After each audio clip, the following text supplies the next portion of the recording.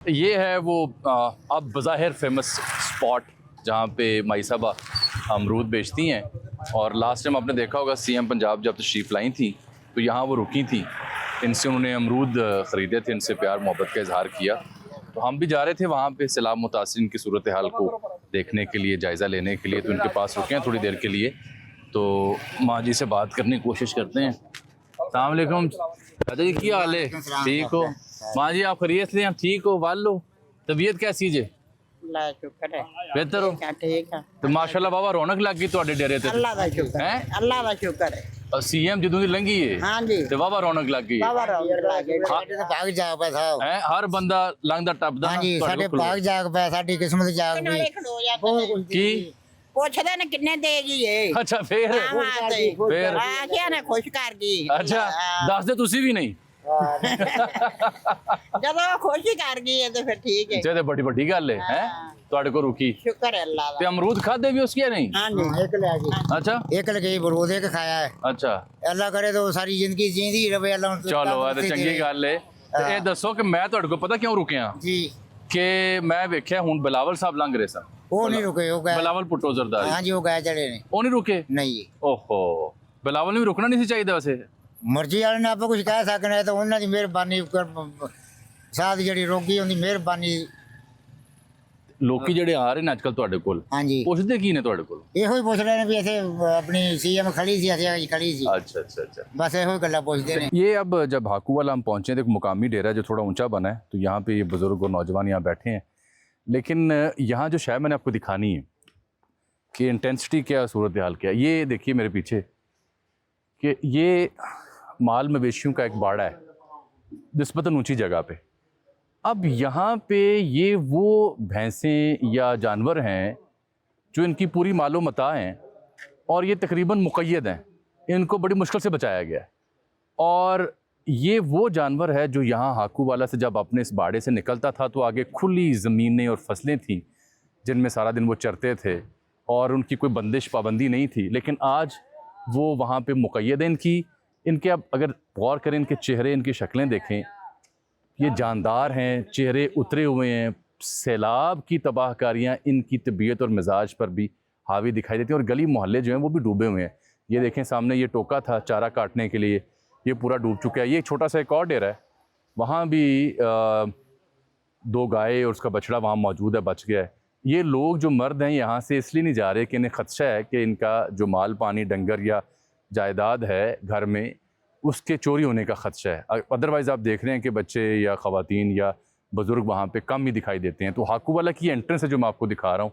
और ये नीचे देखिए, ये वो दरख्त है जिसको बच्चे ऊपर की तरफ देखते हुए देखते होंगे कि कितना ऊंचा दरख्त है। आज ये दरख्त यहाँ पे ऊंची मुकाम पे खड़े होकर मुझे नीचे दिखाई दे रहा है। ये पूरा पैन करके दिखाएं कि कैसे इस गांव का जो इहाता है वो मुकम्मल डूब चुका है, मुकम्मल तौर पर डूब चुका है। यहाँ एक और बड़े बुजुर्ग हमारे बैठे हैं, बात ठीक से बात करते। अस्सलाम वालेकुम, की हाल जी? ठीक हो? तो गल तो समझी ना सी, छोड़ो ना ਇਹਦੇ ਰੱਦੋ ਅਮਲੀ ਨਹੀਂ ਤੇ ਗੱਲ ਕਰਨ ਦਾ ਫਾਇਦਾ ਕਿਹੜਾ ਹੈ? मैं समझना चाह रहा नुकसान कितना, ਮੈਂ फिर भी दसो सी, साढ़े बड़े हो तुसी। ਤੁਸੀਂ ਸਿਰ ਮੱਥੇ ਤੇ ਕਿਹੜਾ ਸਾਡਾ ਬੰਦ ਸਾਡੇ ਮਹਿਮਾਨ ਜੇ ਤੁਸੀਂ नहीं नहीं, हाजिर नहीं, सिर्फ जानना है चाह रहे हैं तुसी ਰੱਦੋ बड़े। ਅਮਲ ਤੇ ਹੈ ਹੀ ਨਹੀਂ ਨਾ, ਐਵੇਂ ਬੰਦਿਆਂ ਦੇ ਮੂੰਹਾਂ ਨਾਲ ਮਾਈਕ੍ਰੋਫੋਨ ਲਾਇਆ ਨੇ ਉਹ ਡਾਇਆ ਨੇ ਇੰਜ ਜੀ, ਕੋਈ ਕੁਛ ਆਖ ਰਿਹਾ, ਕੋਈ ਕੁਛ ਆਖ ਰਿਹਾ। हिस्सा ਤੁਹਾਡੇ ਕੋਲ ਆਇਆ, ਬਣਦਾ ਮੋਹਤਰਮ ਦਾ ਸੀ ਆਖਣਾ, बिल्कुल ਉਹ ठीक, ਆਖਦੇ ਕੁਛ ਨਹੀਂ ਗਈ बिल्कुल ठीक। ਜੀ ਹੈ ਨਾ। ਛੋੜੋ, नहीं यही सुन, ਇਹ ਤਕਦੀਰ ਵਰਗੀ ਗੱਲ ਹੈ। ਅਸੀਂ ਰੱਬ ਦੀ ਅੱਲਾਹ ਪਾਕ ਦਾ ਹੁਕਮ ਸੀ ਮੰਨੀ ਬੈਠੇ ਹਾਂ, ਜੋ ਸਾਡੇ ਨਾਲ ਹੋਇਆ ਪਿਆ ਠੀਕ ਹੈ। ਉਹ ਕੀ ਆਖੇ ਬੰਦਾ, ਇੱਥੇ ਚਾਵਲ ਨਹੀਂ ਆਏ, ਇੱਥੇ ਰਾਸ਼ਨ ਨਹੀਂ ਆਇਆ, ਇੱਥੇ ਉਹ ਨਹੀਂ ਹੋਇਆ, ਤਾਂ ਭੁੱਖੇ ਸਾਰਿਆਂ ਕੋਲ ਸਾਲ ਦੇ ਦਾਣੇ ਪਏ ਨੇ, ਸਾਰਾ ਕੁਝ ਕਰ ਰਹੇ। ਮਵੇਸ਼ੀਆਂ ਦਾ ਉਹ ਵੀ ਆਪੋ ਆਪਣਾ ਸਾਰੇ ਕਰ ਰਹੇ ਨੇ। ਮਾਸ਼ਾਅੱਲਾ ਤੁਸੀਂ 10 ਬੰਦੇ ਆਏ ਜੇ ਆਪਾਂ ਇਹਨਾਂ ਨੂੰ ਖਾਣਾ ਵੀ ਖਵਾ ਸਕਣਾ, ਸਾਰਾ ਕਰ ਸਕਣਾ, ਕੋਈ ਮਸਲਾ ਨਹੀਂ ਐਸਾ ਹੈਗਾ ਨਾ, ਐਸਾ ਅਸੀਂ ਕੋਈ ਦਿਲ ਹੀ ਛੱਡਿਆ।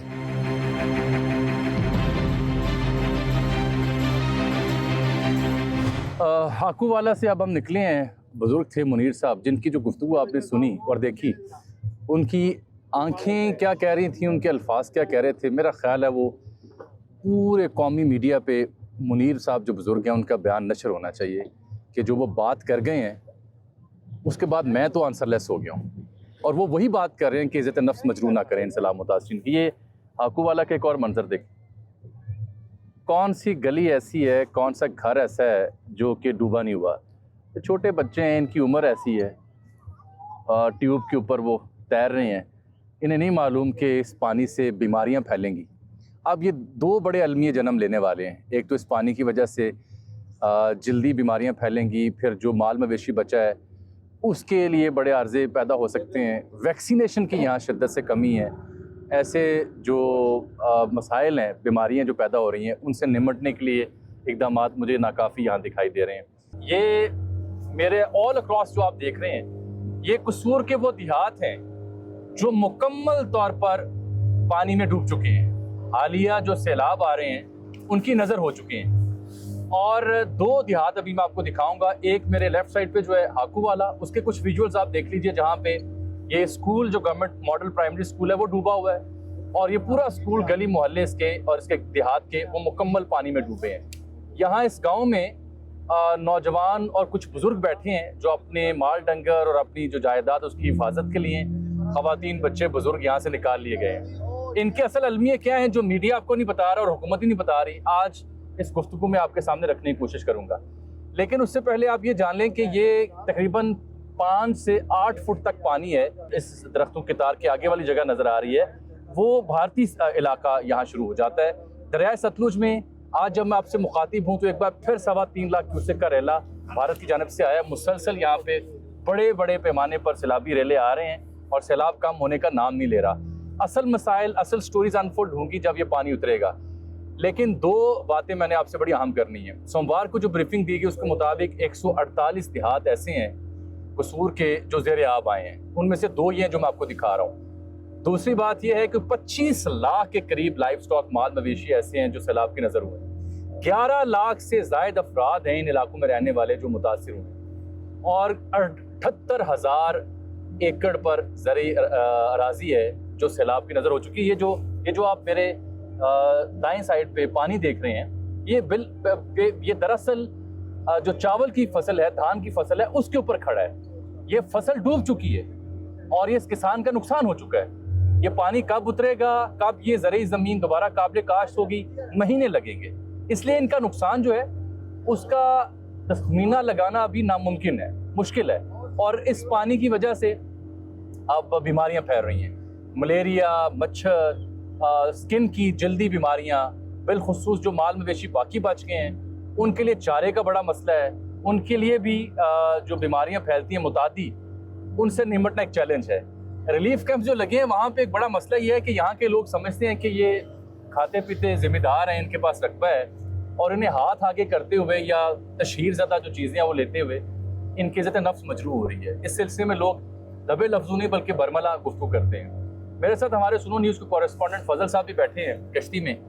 आज हम आपको रिवायती तौर पर कोई कवरेज नहीं कर रहे, बस जो हालत हाल है वो बयान करने की कोशिश करें। फजल साहब जी, हाकू वाला मैंने देखा है अभी आते हुए। जी बिल्कुल, तो पूरा डूब गया है, पूरा डूबा हुआ है, चारों तरफ से गिरा हुआ है पानी में। इसके साथ गांव कालू वाला है मुकम्मल तौर पर। और जामी साहब, इस तरह के ये हमारी जो मशरक की साइड है कोई 2 दर्जन के करीब देहात हैं और सबकी हालत इससे अबतर है, इससे बेहतर नहीं है। अगर पीछे चले जाएं जहाँ से दरिया सतलुज पाकिस्तान में दाखिल होता है, वो है मस्ते की गांव। तकरीबन 75% वहाँ के मकान गिर चुके हैं। ज़रिए राजी 75% एक गांव के मस्ते की। उसके बाद वहाँ पे आ जाता है नगर, आ जाता है छांट, आ जाते हैं धुपसड़ी है, और गट्टी कलंजर है, कस्सों की है, भागड़िया वाली बस्ती है, और फत्ती वाला है, माही वाला है, सहजरा गांव जो है वो ऊंची जगह पे है, मगर उसकी ज़मीनें का वही हाल है जो ये इन फसलों का है। ये असल में हम नाज़रीन को बता रहे हैं जी, ये असल में फसलें हैं जिनके ऊपर हम तैर रहे हैं, दरिया नहीं है। हम असल में फसलों के ऊपर तैर रहे हैं। दरिया तो यहाँ पे दरिया चला जाता है। बिल्कुल ठीक है। हाँ, दरिया यहाँ से इंडिया में चला जाता है, फिर वो जाके गन्ना सिंह वाला हेडवर्क से पाकिस्तान में दाखिल होगा। और ये सारे खेत जब हम स्टार्ट में 15-20 रोज कबल यहाँ आए थे, ये सारे लहलहाते खेत थे।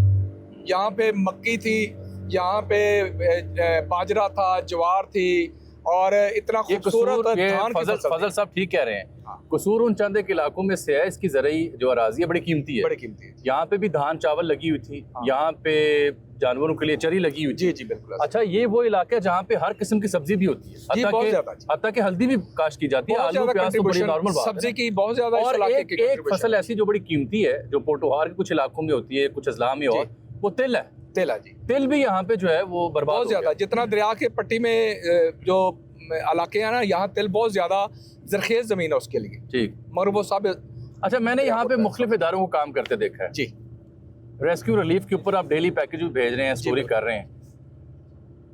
ईमानदारी से बताएं कि कौन से ऐसे इदारे आपने देखे जो वाकईतन आपको काम करते दिखाई दे रहे हैं? जी जामी साहब, इस हवाले से बगैर किसी लगी मगर- लिपटी से अगर नॉन गवर्नमेंट की तरफ जाएं तो खिदमत वाले बहुत अच्छा काम कर रहे हैं। अल खिदमत वाले अच्छा काम कर रहे हैं। वो उन्होंने, हमने देखा है जानवरों का चारा भी तकसीम करते देखा है। और इसके साथ साथ अगर लोगों की जानो माल की हिफाजत के हवाले से बात करें तो 1122 के साथ रेंजर्स, और ये पंजाब पुलिस ने और ये दो- रवायती काम छोड़ के अच्छा काम किया है। अच्छा, रिवायती। बहुत अच्छा काम किया और पाक फौज के जवानों ने बहुत अच्छा काम किया। फजल साहब, ये अभी इधर देखिए, पानी अभी भी आ रहा है। ये पानी की शिद्दत अब यहाँ पे शाम हो रही है और बढ़ रही है। जी बिल्कुल। और ये जब मैं इस इलाके में आया था तो इस कदर पानी नहीं था, अचानक पानी में बहुत तेजी आ गई है। और ये वो गांव है भिक्की, बिक्की विंड। भिक्की। हाँ बिल्कुल। और ये भिक्की गांव भी मुकम्मल तौर पर यहाँ डूब चुका है। और पानी का एक और ताज़ा और बड़ा रेला यहाँ पे नजर आ रहा है मुझे, जो कि बड़ी शिद्दत के साथ जी आ रहा बिल्कुल, ये थ्रेट भी है पानी की में इजाफा होने की आइंदा 24 घंटों में। है। जी। उनके जो, और ये पानी का शोर, उसकी आवाज और स्पीड मुझे बता रही है जी बिल्कुल कि ये एक बार फिर एक बड़ा रेला है जो दरिया से निकल कर इन इलाकों में आ गया। और ये पहले ही गांव देख ली। हाँ। ये एक इहाता है एक इस गांव का, भिक्की का। ये मुकम्मल तौर पर डूबा हुआ है। कुछ खवातीन यहाँ छतों पे लोग उन्होंने पनाह ली हुई है। आप देख सकते हैं छत पे बैठ के लोग पनाह ले रहे हैं यहाँ पे। यहाँ इलाके को छोड़ भी नहीं रहे। ये देखिए, ये वो दरो दीवार हैं, ये वो गलियाँ हैं जो मामूल की ज़िंदगी जहाँ कभी हुआ करती थी और आज ख़त्म हो चुकी है। यही सूरत हाल आगे इन इलाकों की भी है। वो सामने देखिए एक चर्च है, यहाँ पे एक हमारे क्रिश्चियन जो बरादरी है उसके लिए इबादत का चर्च, वो भी उसके जो दाखिली दरवाज़ा वहाँ तक पानी पहुँचा हुआ है। ये भिक्की गांव आपको खुद इसके मनाजिर बता रहे हैं कि यहाँ सैलाब ने क्या तबाही फैलाई है। ये पानी उतरेगा तो अंदाज़ा होगा किसकी जानो माल और किसकी ज़रई राज़ी किस हद तक मुतासिर हुई। फ़िलहाल ये जो विजुअल्स हैं ये आपको चीख चीख के बता रहे हैं कि इन इलाकों के साथ क्या आफत पेश आई है। ये गवर्नमेंट गर्ल्स प्राइमरी स्कूल भिक्की है। ये उसका दाखिली दरवाज़ा देखें कि उसका तकरीबन 60% जो वो गेट है वो डूबा हुआ है पानी में। और कुछ रेस्क्यू के एहलकार वहाँ भी बैठे हुए हैं। और स्कूल की इमारत और उसके अंदर पानी जिस हद तक चला गया है वो आप खुद देख सकते हैं। ये रावी के हद तक लाहौर में तो हम कहते हैं इंक्रोचमेंट हो गई जी। अंदर रावी के पास सोसाइटियां बनाई जी। यहाँ तो ये देहात सदियों से है। यहाँ तो दरिया के अंदर इंक्रोचमेंट नहीं हो सकता। यहाँ भी कुछ ऐसे मिसाल है। यहाँ पर एग्रीकल्चर इंक्रोचमेंट है, जरी इंक्रोचमेंट है। जब इसमें एक छोटी सी नदी जितना पानी चलता है ना, जब इंडिया रोक लेता है तो फिर ये सारे जमींदार यहाँ पे। अच्छा, ये जो आप देख रहे हैं ये बांसों का ये खेत है, ये बिक्की विंड का। बांस लगे हुए हैं। हाँ। तो बांस चूंकि तवील कद होते हैं, बच गए हैं। ये बच जाएगा। ये मगर ये भी हमने ऐसे देखा है कि इतने बड़े जिनका तना उखाड़ने के लिए बड़ी तगदो करनी पड़ती थी, मगर सैलाबी पानी के सामने ये भी। अच्छा, मैंने नोट किया है, अभी हम चूंकि कश्ती में हैं देख रहे हैं, अब इस सैलाब के साथ साथ सांप भी जी बहुत ज्यादा जी। और उसके डसने के वाकयात भी हो रहे हैं कुछ इलाकों में। और उसके लिए भी वैक्सीनेशन शायद बड़ी जरूरी यहाँ पे कैंपों में होनी चाहिए, मगर हमारी समझ में अभी नहीं है। अभी नहीं है। और इसकी वैक्सीनेशन यहाँ पे जरूरी है। पिछले दिनों एक हमने वाकया देखा है, किसी कुत्ते ने काट लिया है सैलाबी मुतासर को, मगर यहाँ पे वैक्सीनेशन तलवार पोस्ट पे नहीं थी, वो प्रॉब्लम में आया। और इसी तरह इनको इस इलाकों में जो इनके जो हेल्थ के कैंप हैं वहाँ पे वैक्सीनेशन का बंदोबस्त जरूरी है। मैं जाने से पहले एक आम शहरी के तौर पर, एक सहाफ़ी के तौर पर एक हाथ बांध के दरख्वास्त करूंगा हमारे हुक्मरानों से जो दौरा करते हैं इन इलाकों का, कि जब आप आते हैं 30-35 गाड़ियां लेके, आपके आने से पहले भी घंटा सड़कें आसपास की आबादियां बंद हो जाती हैं और जाने के बाद भी, तो मेहरबानी करें, आपके पास हेलीकॉप्टर की सहूलत है। आपकी जान माल बड़ा इंपॉर्टेंट है, बड़ा कीमती है, मुझे अंदाज़ा है, लेकिन वो जहमत आवाम को, पब्लिक एट लार्ज को ना दें। ये लोग पहले ही मुतासर हैं, शिद्दत से मुतासर हैं और आपके आने जाने की वजह से, आना भी ज़रूरी है आपने, आने जाने की वजह से मसाइल हो रहे हैं। प्रोग्राम में एक बार फिर से आपको खुशामदीद कहते हैं। अभी हमें ज्वाइन किया है मुल्तान से सीनियर रहनुमा पाकिस्तान पीपल्स पार्टी जनाब अली मूसा गिलानी साहब ने। बहुत शुक्रिया गिलानी साहब, आपने वक्त दिया। आज ही के प्रोग्राम में आपने दरियाए सतलुज में डूबे जो देहात हैं उनकी तस्वीरें, मनाजिर और कहानी हमारी ज़ुबानी सुनी। ये सूरत हाल अब जनूबी पंजाब तक जा पहुँची है, जहाँ पे मुल्तान की तहसील जलालपुर पीरवाला में तबाही मचाई है इसने। फन टूट रहे हैं, सारी रात मसाजिद में ऐलानात होते रहे, फ़ौज को तलब किया गया है और कुछ ऐसी सूरत हाल हम देखते हैं झंग में भी है, मंडी बहाउद्दीन में भी है और गिरदोनवा में भी है। एक ऐसी आफत है जो जिसके आगे इंसान बंद नहीं बांध पा रहा। कच्चे का जिक्र करें सिंध का, तो वहाँ भी घोटकी में कच्चे के इलाके ज़ेर आब आए हैं, कई देहातों को वहाँ से खाली करवाया गया है। कराची और हैदराबाद में भी बारिश का खदशा ज़ाहिर किया जा रहा है। खदशे का लफ्ज़ मैं इसलिए इस्तेमाल कर रहा हूँ कि ये अर्बन फ्लडिंग इससे हो सकती है, जैसे कि पहले भी हमने चंद हफ्ते पहले देखी। और लाहौर में भी आज जहाँ से हम प्रोग्राम कर रहे हैं, यहाँ भी मुसलसल बारिश हो रही है गरज चमक के साथ। तो एक ऐसी आफत है, ऐसी तबाही है जिसका अहाता अल्फाज में करना मुश्किल है। शायद यही वजह है कि बिलावल भुट्टो जरदारी भी अब बोलें, आज मुल्तान गए हुए थे। वो कहते हैं कि ज़राई इमरजेंसी नाफिज की जाए, बिजली के बिलों में रिलीफ दिया जाए, बीज और खाद जो आने वाला है उसमें सब्सिडी दी जाए। और ऐसी ही कुछ सूरत हाल हमने कसूर में देखी, जहाँ कुछ किसान जब हमसे मुखातिब हुए उन्होंने भी ये बात की। ख्वाजा सार रफ़ीक भी गए हुए थे बाजोड़ के इलाके में, वो कहानी मैं बाद में डिस्कस करता हूँ। और एहसन इकबाल साहब ने कहा कि 30 साल पीछे ले गई है ये सूरत हाल हमें इकॉनमी के पॉइंट ऑफ व्यू से। हमने जिक्र किया जलालपुर पीरवाला का, चनाब और सतलज ने यहाँ पे तबाही फेर दी है। रात पूरी मसाजिद में ऐलान होता रहा। यही सूरत हाल मुजफ्फरगढ़ की और आसपास के इलाकों की है। यहाँ क्या देखा है आपने अभी तक? क्या इंतजामात काफ़ी हैं? मज़ीद किस किस्म की तबाही यहाँ फैल सकती है? बिस्मिल्लाहिर्रहमानिर्रहीम। सबसे पहले तो बहुत मेहरबानी आपकी, आपने इस इशू को हाईलाइट कर रहे हैं और मीडिया का बहुत इंपॉर्टेंट रोल है इसके अंदर। बिल्कुल जी। देखें, given our state of affairs, हम इन हालात को निपटने के लिए हम ये कहें कि everything is under control and everything is okay, और हम फुली प्रिपेयर्ड थे और हमारे पास सारे इंतजाम पूरे थे। ऐसा नहीं है, सिचुएशन तो नहीं है, नहीं है, ठीक। लेकिन everybody is trying there maximum कि वो कुछ कर सकें। मुखैर और हजरात भी खुद निकले हुए हैं, हम भी अपील कर रहे हैं, हम खुद भी कर रहे हैं। जैसे आज बिलावल भुट्टो साहब पहुंचे हैं उधर, उन्होंने हमें 1000 एक टेंट्स दिए हैं, राशन का, खाने का चीजें हम दे रहे हैं। ऑब्वियसली लोगों को हम फिलहाल तो एक खैमा बस्तियां बना के उनको वहां शिफ्ट कर रहे हैं, क्योंकि इट्स अ लॉन्ग प्रोसेस कि जब सैलाब अभी आ रहा है। अभी कुछ पिछले हफ्ते के लिए 4-5 दिनों में कुछ कम था, पानी नीचे गिरा, लेकिन फिर दोबारा से एक और रेला आया जिसने जलालपुर पीरवाले वाली साइड पे बहुत सारी तबाही मचाई है और हमने लोगों को शिफ्ट किया है। और फिर उनको ऑब्वियसली जब उनको शिफ्ट करेंगे तो फिर गवर्नमेंट की रिस्पॉन्सिबिलिटी हो जाती है कि उनको खाना देना, वाटर बॉर्न डिजीजेज हो जाती हैं, उसके लिए मेडिकल कैंप्स बनाना। जितना उसके अंदर कर सके उतना कम है अभी भी, बट इसके लिए जब गिलानी साहब ये कौन कौन से इलाके हैं जो बुरी तरह से मुतासिर हुए हैं? देखिए, जो मेजर इलाके हैं ऑब्वियसली रिवर बैंक्स के पास जितनी आबादियां हैं वो तो बहुत सारी हुई हैं। आप शुजाबाद वाली साइड पे जहाँ पर दरिया चनाब गुजर रहा है, जलालपुर पीर वाले पे, क्योंकि जो पंजनद है, पंजनद से ऑब्वियसली सरेले ने वहीं से गुजरना है, तो पंजनद के इलाके पे मुजफ्फरगढ़ वाली बेल्ट जो है, जितना बिल्कुल ठीक, बेट का इलाका है, तो सारा ज़ेरे आब आ चुका है और कुछ बस्तियां, कुछ गांव भी बीच में आ गए हैं। हम जो लोग रिवर प्लेन्स के ऊपर जिन्होंने काश्तकारी और अपने घर नकल मकानी करके वहां शिफ्ट हो गए थे, ये सोचते थे कि दरिया नहीं आएगा और पानी नहीं होगा, वो तो चले हम एक्सपेक्ट करते थे उनको भी। लेकिन कल से जो बन के ऊपर वाली सिचुएशन है, बन के अक्रॉस जो सिचुएशन है, वो भी काफी ज्यादा डैमेज हो चुकी है, जिसमें आप जलालपुर कह लें, मैं गांवों और बस्तियों के नाम भी ले सकता हूँ। मोहम्मदपुर गोटा है, कासिम मेला है, बहुत सारे नांडला मौजा है, नवाबपुर वाली बेल्ट है, बोसन वाली बेल्ट है। ये तमाम लोग जो है यहाँ पर बहुत सारे इफेक्ट हुए हैं। तो मैं इनके लिए मैं आपको, आप कह रहे हैं कि कोशिशें तो जारी हैं लेकिन नाकाफी इंतजामात हैं। क्या मजीद ऐसा हो कि इन लोगों को हम रेस्क्यू कर सकें, बचा सकें? क्या चीजें मिसिंग आपने देखी हैं फील्ड में जाके? मैं ये समझता हूँ कि जो प्राइवेट सेक्टर के लोग हैं वो इमदाद अगर करेंगे, जैसे अब शुरू हो गई है आनी, ऐसी बात नहीं है कि लोग नहीं कर रहे हैं, बिल्कुल बहुत सारे प्राइवेट लोग हैं जो हमारे से रब्ता कर रहे हैं, वो चीज़ें भिजवा रहे हैं। और अब हम कोशिश कर रहे हैं कि, लेकिन उनकी अवेयरनेस हमें और देनी पड़ती है, हमें अपील करनी पड़ती है, हमें मांगना पड़ता है कि जी हमें टेंट भिजवा दें, या कुछ राशन भिजवा दें, या कुछ कपड़े भिजवा दें, या कुछ जूते भिजवा दें। ज़रूरियात अभी हैं, ऑब्वियसली एक ऐसी आफत है जिससे निपटने के लिए इंसान तो तैयार नहीं था, लेकिन असेसमेंट्स पहले से भेजी गई थी। अब गिलानी साहब, आज बिलावल साहब ने बड़ी अहम बात कर दी है।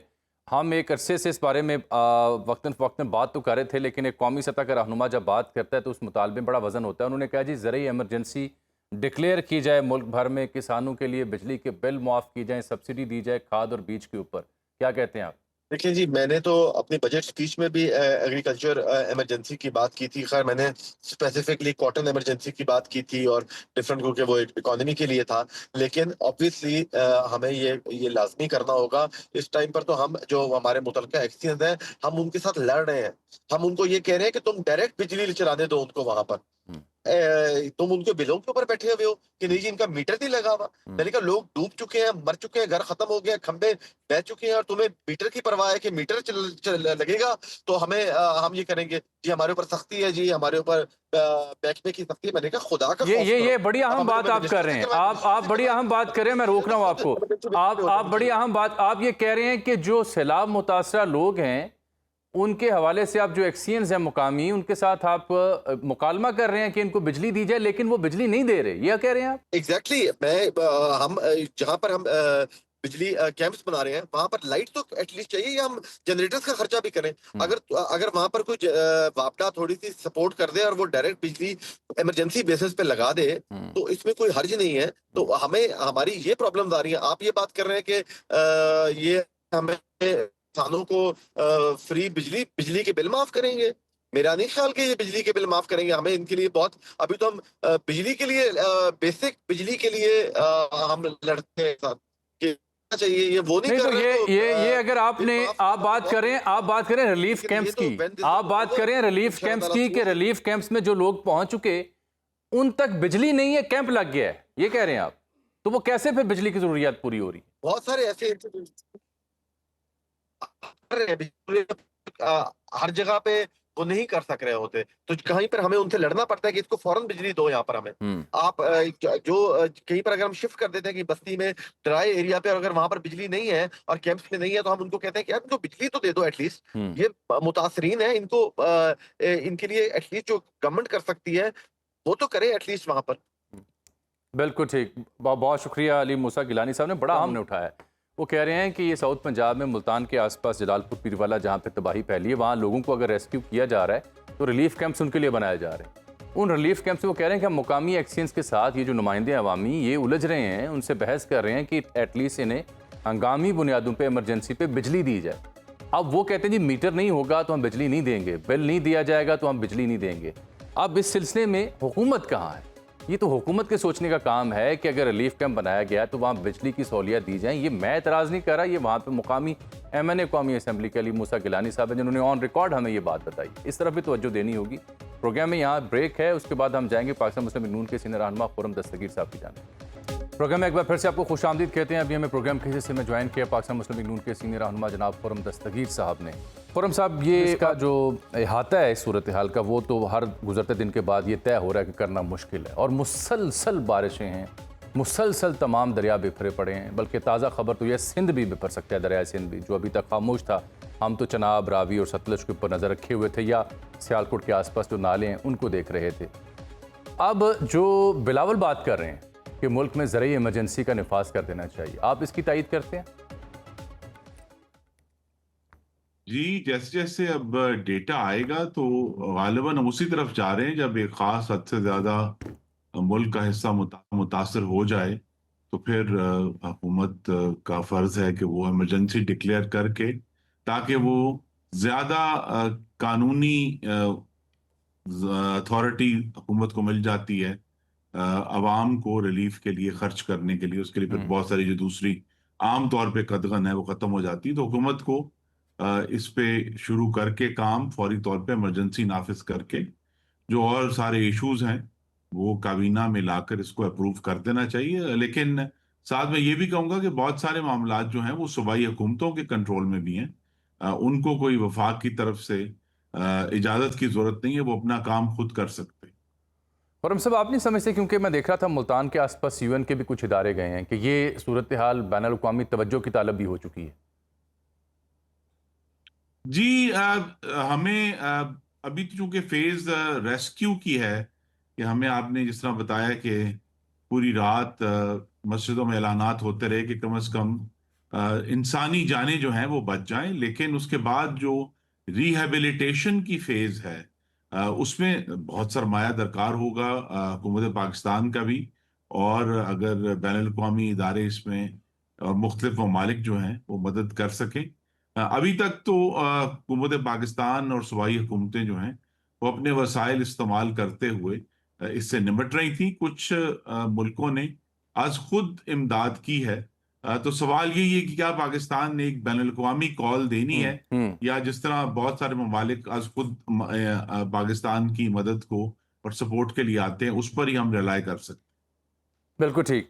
अच्छा, ये जो ज़रिए इमरजेंसी का मशवरा लगा रहे हैं, मैं चूंकि सतलुज में उनमें गया जो डूबे हुए थे, वहाँ पे लोग ये बात कर रहे हैं कि हमें कितारों में लग के खाना लेते हुए प्रॉब्लम होती है। ज़ित नफ्स का मसला है, हर बंदे ने अपने घर में साल का दाना पानी रखा है।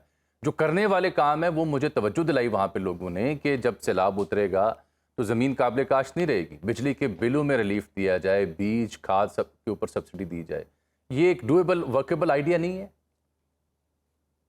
नहीं, बिल्कुल आइडिया वर्केबल है, लेकिन जो हमें जैसा मैंने कहा फौरी ये जो खाने का निज़ाम है ये तो रेस्क्यू के मद में आता है। तो वंस ये रेस्क्यू वाला जो एक मरहला है, यानी जाने बचाने का जो मरहला है वो हम और इस दफ़ा आपको मालूम है बहुत बड़ा ऑपरेशन पंजाब में हुआ है कि ना सिर्फ इंसानी जाने बल्कि पूरी कोशिश की गई कि जो हमारे काश्तकारों के लिए उतने ही अहम हैं जो उनके मवेशी हैं, उनकी भी बहुत बड़ा एक रेस्क्यू का प्रोजेक्ट किया गया है।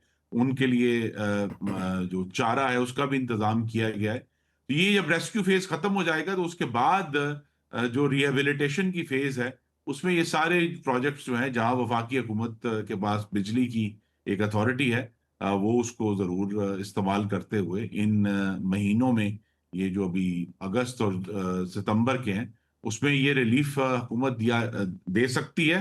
पिछली दफा भी 2022 में दिया गया था। ठीक। खुर्रम साहब, आपके करीब इस सियालकोट की सूरत हाल तो हमने ख्वाजा साहब की ज़ुबानी देखी भी और सुनी भी है। वहाँ पे जिस तरह सड़कें सीवरेज बैठ गया और फिर सूरत हाल भी हम देख रहे हैं, वहाँ भी पानी खड़ा है। गुजरांवाला में भी कुछ ऐसा है? आपने कुछ बयान ही नहीं किया गुजरांवाला के बारे में। जी देखिए, गुजरांवाला शहर जो है वो दरियाए चनाब से कोई तकरीबन 25 किलोमीटर दूर है। तो वहां तक तो कम ही हमें असरात आते हैं, लेकिन जहां जहां से चनाब गुजर रहा है वहां वहां असरात हुए हैं। इस तरह वजीराबाद शहर जो है वो वहाँ जो एक बरसाती नाला आता है जम्मू से, जी। उसके असरात हुए थे एक दिन जब बहुत पानी आया। लेकिन उसके बाद से तो अल्हम्दुलिल्लाह हालात बेहतर हैं और बहुत हद तक पानी भी उतर चुका है। चनाब में अगर कोई और एक और रेला हिंदुस्तान की तरफ से छोड़ा जाएगा या कोई गैर मामूली बारिश हुई फिर कोई फिक्र होगी। दूसरा, गुजरांवाला इस मामले में यूनिक है कि वहां से जहां से चनाब गुजर रहा है एक ही जिले में 2 हेडवर्क्स भी हैं, जिसकी वजह से हमें कुछ आसानी हो जाती। खुर्रम साहब, इज़ इट ट्रू कि जिस पैमाने पर एंटिसिपेट किया जा रहा था, मुझे पिछले हफ्ते एनडीएम ने बताया कि हमने जुलाई से पहले ही असेसमेंट्स दे दी थी।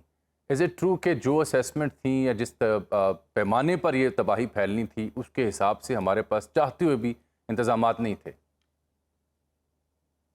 नहीं, हमने तो देखिए ना इंतजामात करने हैं वो दरिया जो जिनको हम मॉनिटर कर रहे हैं, जिनका डेटा हमारे पास मौजूद है। लेकिन इस दफा जो गैर मामूली हिंदुस्तान की तरफ से छोड़ा गया है वो एक अनएक्सपेक्टेड था, बरसाती नालों में भी।